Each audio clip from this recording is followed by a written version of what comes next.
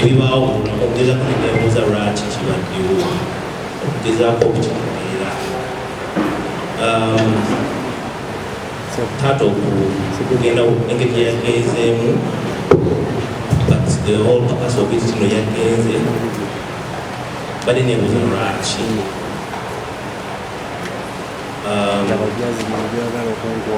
naye mu byonna kyenjize nti tulina okulwagala abantu kuba taata yagala abantu yali selfless yayagala nnyo abantu. That day two people survived. That is my mama wange n'oyo omukyala azze wano yali atudde emabega omuzuku era amutudde emabega n'ababooda abatuyambako okugoba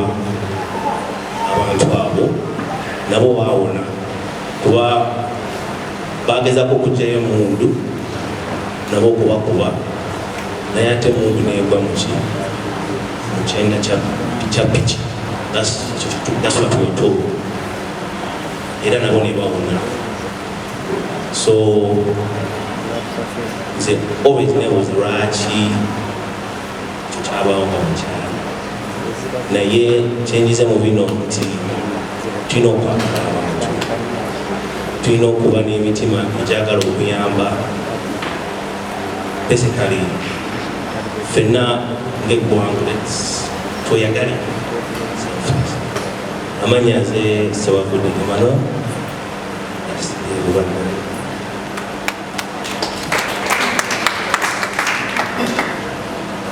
Bazimenya abooluganda mwebale kujja bannange, mwebale tukumakuma, mwebale nnyo okutubeererawo bannange, mutukuume okuva Sande paka kati mukyalinaffe ate paka wetumanya nti aggwereddeyo mu ttaka manyi weemuli. Neebaza Mukama kubanga Mukama abadde mulungi eri famire yaffe. Akaseera katuwadde nga tulina eddadi waffe tukamwebaliza kubanga bangi bakuze tebalaba bataata baabwe, bakuze bataata we bavuddewo bato bagabubbe tekulabe taata tekulabe alaavu ya ddadi, naye nze ndaba elaavu ya ddadi wange njirayo kubanga nkoledde ebintu. Ddadi wange atuuka n'okungulira eka ngalaba tubayimye eka yasooka nalaba nti nkozesa taxi nagamba taxi mulwanira taxi nakola kinagamba nja kungenda kugulira emmotoka for sure era n'agigula. Ddadi waffe mbadde manyi ddadi wange zezeka bwayagala ng'omuwala omukulu era nno naye Mukama mwebaza kubanga ffenna ola ddadi waffe yatuka otutwala mu hotel tusuleko mu hotel enna twasulako mu hotel ekyo kikulu. Ddadi wange alina laawo ne maama we yali alwadde n'amutwala asuleko mu hotel. Yes, that's too much. Mwebaza kubanga taata waffe atwagadde era bangi bambi balina story, abawala bangi abakoze ewaka abamukoleddeko ewaka nga babayambako mami ne ddadi bangi balina story to tell. Ye simanyi baba nafuna that chance banga bambi baagala okwogera taata wange kikyabakoledde engeri gyabakuttemu banange buli omu abadde amulagalaawo mu ngeri ye mu kiti kye. Olaba nebbeega ajja ku dduuka asaba ssente agamba mumuwe ssente, ensawo yababbeega weeri nga tayo ssente omuwe asaba muwe. Yatuyigiriza ekintu ekyo n'ekirala n'atuyigiriza okusonyiwa. Ze bannange okusonyiwa nakutandika mu COVID. Naye nze I have a short temper nga ze bannange nyiiga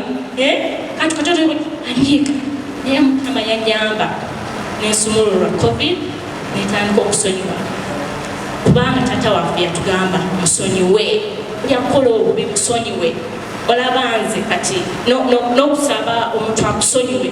sawa ekisonyiwo. Nze one time omukyala nali nvuga emmotoka oba simanyi wenakona mukikakanya ebizire bimuyikira omukazi noza nanyiga nnyo mayi kyenakola nagamba I'm sorry sitegedde badde mukimuwaliwo ekimotoka ekibadde kitulembedde mu maaso sitegedde naye nsaba kisonyiwa mukama nanyamba omukazi nansonyiwa ebyo era mukama kitange bannange ebyo byenyiza okwogera ku ddali wange era mukama amuze mirembe amanya gange nze nalo okumala Elibet Mmeeme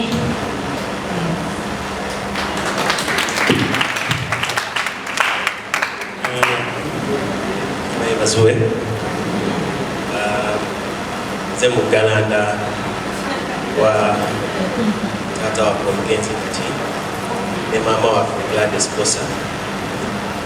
nebaza nnyo mukama oyo mwana yakusinga obukulu nedda bana yange lwaki wadde olunywako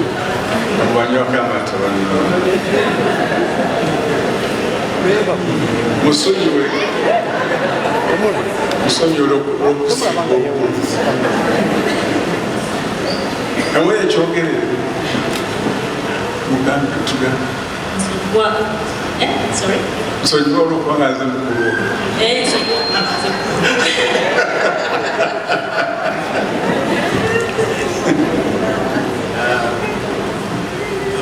kama tumwebaza olwa obulamu wa taata waffe kyabadde tuli nga bwe mubulidde boogedde bingi era bibakyayogera bingi naye nze nga nze tamunye nnyo ne taata nze yatagenda mu boarding school naye nankola ekyekyo naye nga mu byonna nina kyenjiga nze najja mweno kyaki Musumba nga waliwo omuzannyo gwa wetenezi naye nga nze gwasindika nkwateka video I filmed the movie editing so nkulidde nsabinga mu church naye ng'oluusi waliwo egi gy'otuuka nga church tobitegeera nga biki nga oli mu kwenoonya naye later on wenkuze nentegeera mbu omusingi gwe yali antadde gwe yali andaga gunyambye paka kati kubanga nze kati mbeera mu kyaki nsabira mu kyaki kizibu nnyo okunsanga nga siri mu kyaki tubulya enjiri ku street biki byonna because waliwo kyeyatuyaga nga tuli bato areas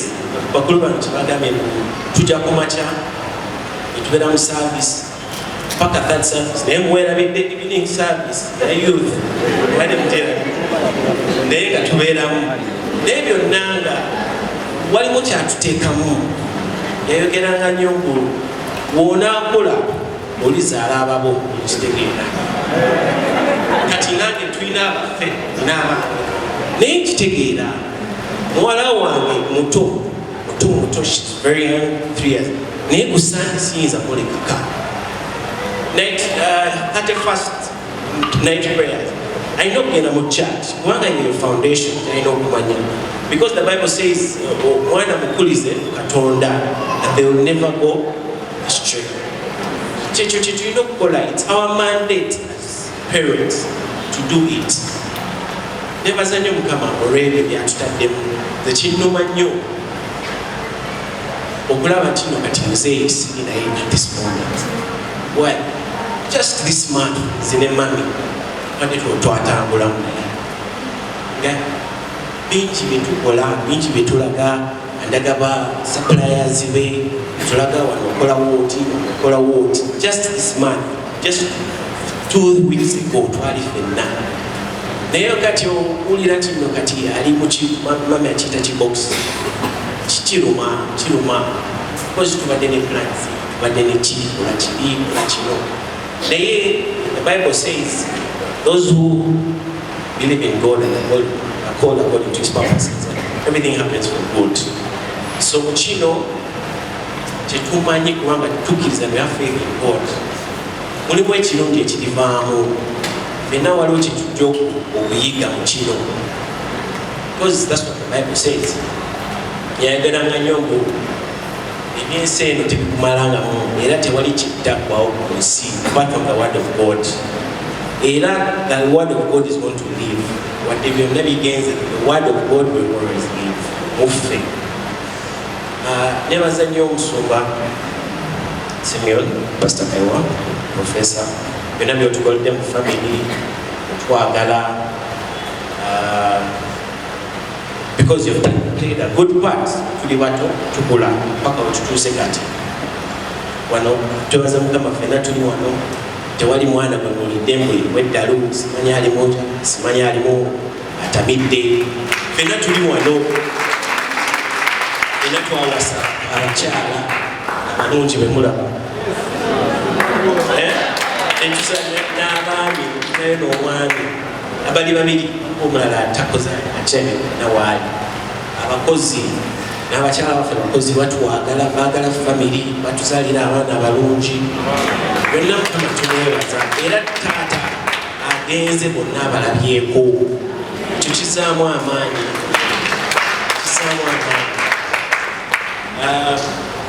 njagala nnyo Mukama okwebaza mami kubanga mami it would have been a different story mwabulidde naye mami waali tugenda kubeererawo